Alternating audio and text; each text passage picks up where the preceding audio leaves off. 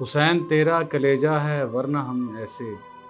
مدینہ چھوڑ کے جاتے تو مر گئے ہوتے۔ جی میں آپ کا میزبان دانیال شاہ اور ہم عوام چینل کی جانب سے ایک ویب سیریز لے کے آئے ہیں جس کا نام ہے احساس کربلا، اور جس کا یہ دوسرا ایپیسوڈ ہوگا۔ پہلے ایپیسوڈ میں ہم نے مسلم بن عقیل کی شہادت کو بیان کیا، اور آج جو ہے وہ امام حسین علیہ السلام کی روانگی جو ہے اس پر ہم بات کریں گے۔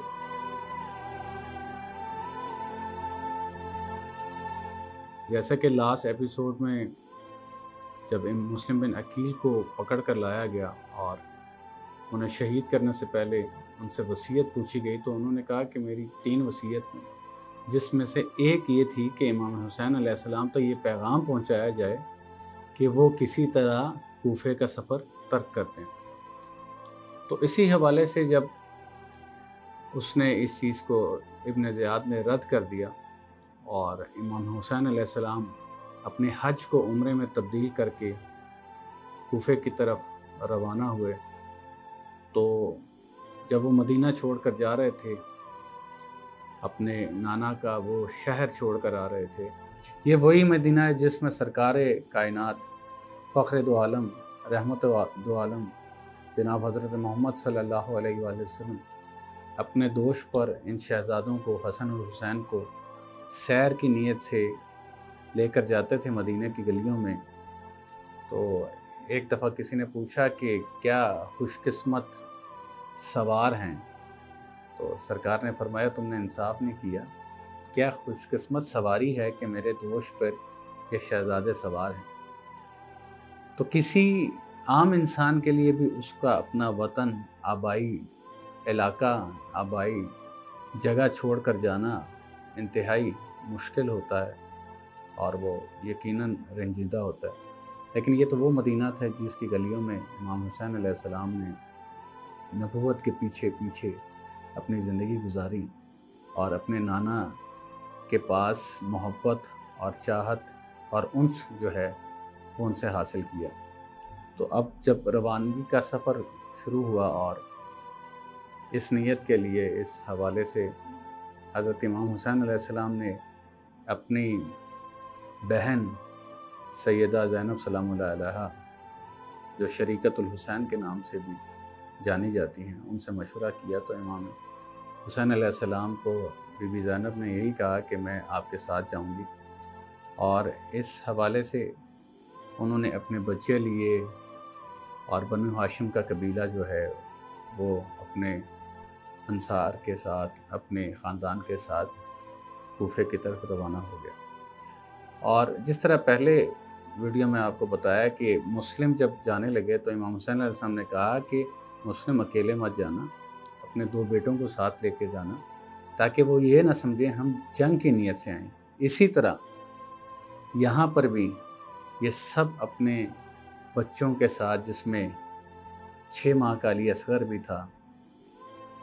معصوم سکینہ بھی تھی، جس میں امام حسن علیہ السلام کی آخری نشانی، اکلوتی نشانی شہزادہ قاسم بھی تھے، شبیہ پیغمبر علی اکبر بھی تھے، اور جرأت و بہادری کے علمبردار غازی عباس علمدار بھی تھے، اور بیمار کربلا امام زین العابدین بھی تھے۔ تو یہ ایک قافلہ جو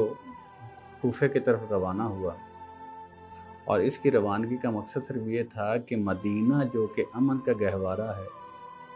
جو کہ ان کے نانا کی سرزمین ہے، وہاں پہ کشت و خون نہ ہو۔ اس حوالے سے، اس نیت سے مدینہ کو چھوڑا گیا اور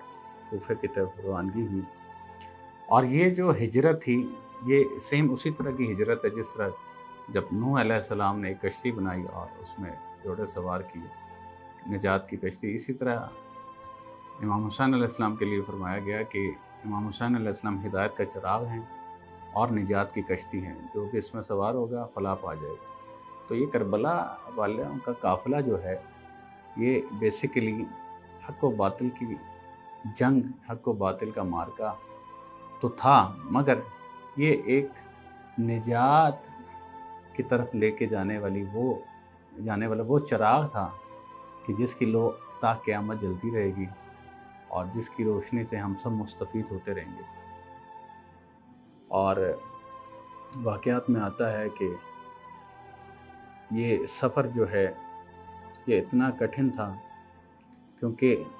امام جانتے تھے کہ اس کی منزل کیا ہے، مگر جب شوق شہادت دل میں ہو اور محبت اللہ جو ہے، اللہ کی محبت، وحدانیت کی محبت اور قیام وحدانیت کا جذبہ دل میں ہو، تو یہ حسینی لشکر پھر نہیں رکتے۔ تو آج بھی ہم اگر کربلا کی فکر کو اور کربلا کو ہم سوچیں تو یہ جو روانگی ہے امام حسین علیہ السلام ہے، یہی ہمیں مکمل فکر، ہمیں وہ میسیج دیتی ہے کہ اگر